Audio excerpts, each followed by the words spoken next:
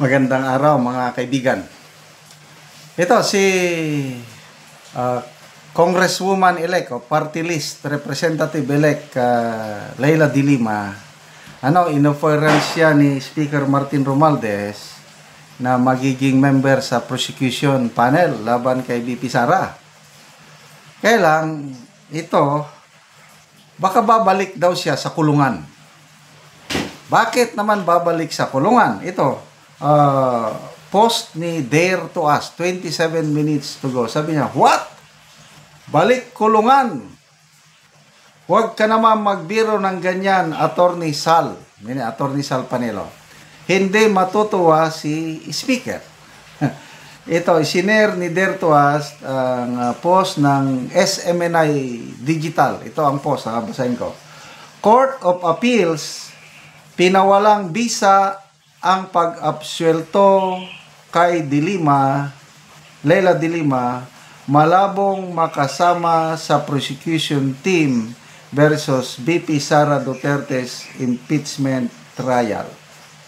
Sabi daw, can the speaker do something? So, balik ka. Siya pinawalang bisa ang pag-absuelto. So, yan po ang balita ng SMNI. Bagong labas ito. So, i-search ko ito mamaya. So, link. Tinatanong ngayon ang link. Tignan ko kung may link,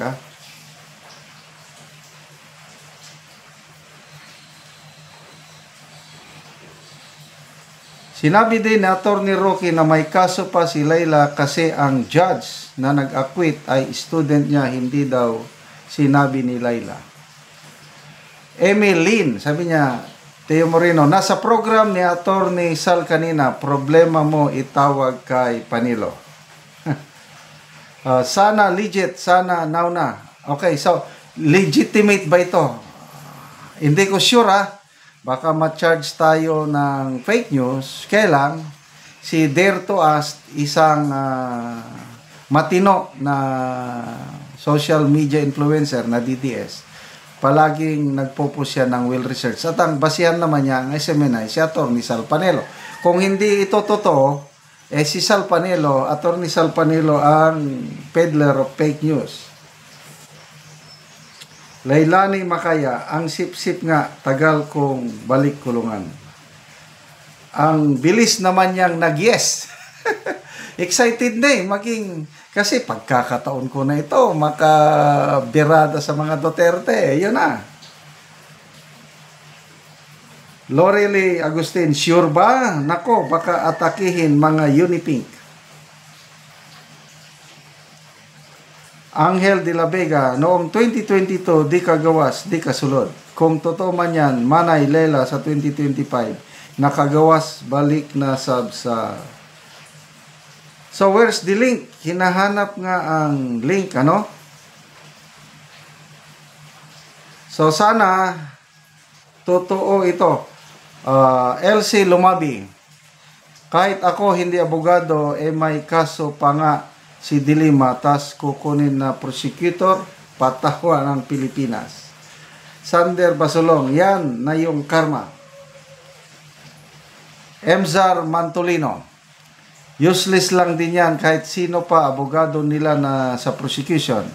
It's a numbers game. Correct ito. It's a numbers game at sa mga senators lang nakadepende ang judgment. Paramihan lang ng kakampi sa mga senator judges. At the end, botohan lang yan ng mga senators. Di na nagmamatter kung sino ang prosecutors, formality na lang ng mga proceedings. Correct. Fake news daw yan, sabi ni Auntie Claire. Maraming matutuwa na DDS, may iiyak na naman na taga-kabila. So, maraming nagtatanong, is this for real? Okay, Francisco Huelo. Kasi ang tinatanong, may magagawa ba si Speaker Romualdez? Ang post dito, hindi dapat makialam si Martin sa desisyon ng Court of Appeals. Sa Judiciary Department, ang si Martin ay sa Legislative. Correct. Wala na siyang magagawa. Sana totoo. Di man nakakaupo, balik rehas na. Kasi, ganyan po ang ating justice system, ano?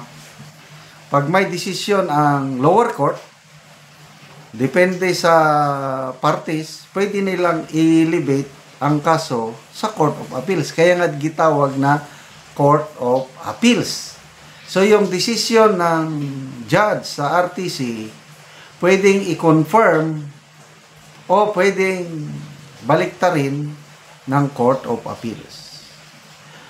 Maalala ko, example, yung kaso ni Rappler, anong pangalan nun? Yung CEO ng Rappler, Maria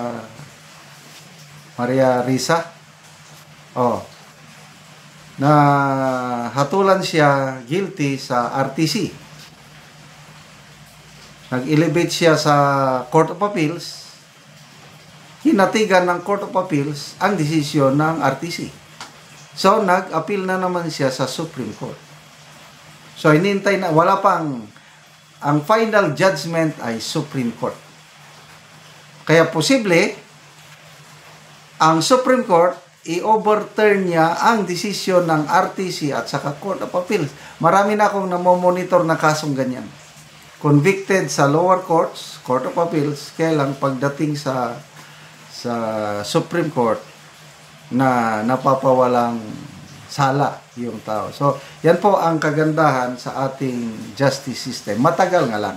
So, sana totoo ito na pinawalang bisa ng Court of Appeals ang pag-absuelto sa drug case ni ulitin ko lang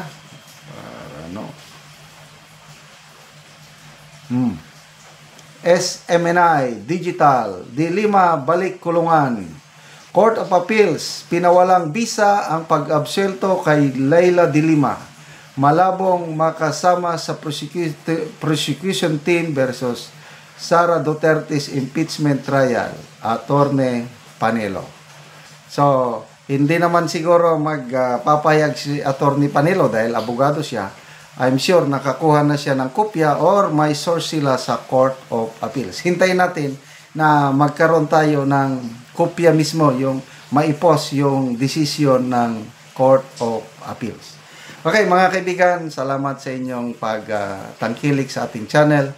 Nakakatulong kayo ng malaki sa tribong Talaandig ng Bukidnon.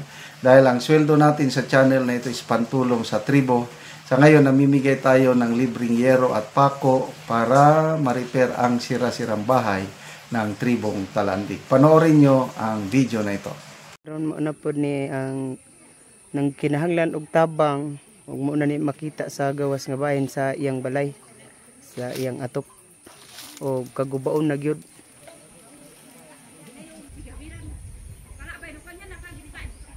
Ayo. Dayon. Maing odto. Ana ang buslot sa among balay. Ano siya? Mga dako na gid kayo. Bisi.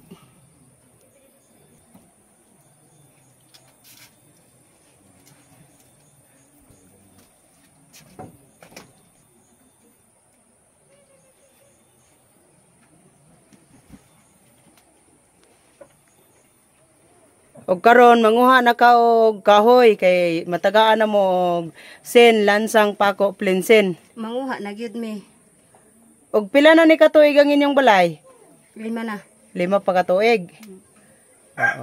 Og karon unsa imong masulti nga matagaan na ka og sen lansang pako plinsen?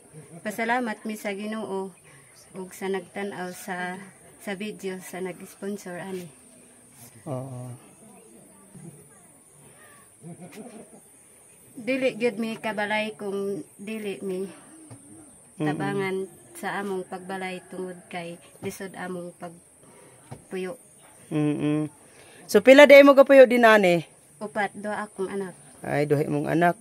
So unsa day inyong panginabuhian? Kung di mi makamuso, di gyud mi makakaon. Ug di sad mi makabalay kung wala ang tabang. Oh. Para sa atop.